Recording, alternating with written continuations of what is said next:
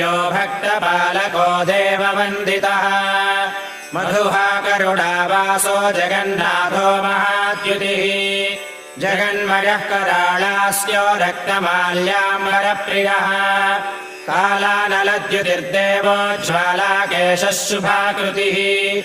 दिव्यायुधेश्वरः सर्वदैतेयारिर्दिवाकरः उद्यच्छोडशदोर्दण्डकिङ्किणीदामभूषितः दिव्याभरणसम्पन्नः सहस्रकिरणोज्ज्वलः अम्बरीषस्तुतिप्रीतः दुर्वासमुनिभीतितः महाकराळदंष्ट्राढ्यो वारिजासनवन्दितः ऋषिकेशो निर्विकल्पो दुष्टजन्तुभयङ्करः रणश्लाघेशरण्यात्मातिरोहितदिनेश्वरः पौण्ड्रकाक्षशिरोहर्ता शिशुपालशिरोहरः गजेन्द्रक्लेशसंहर्ता प्रणतार्तिविनाशनः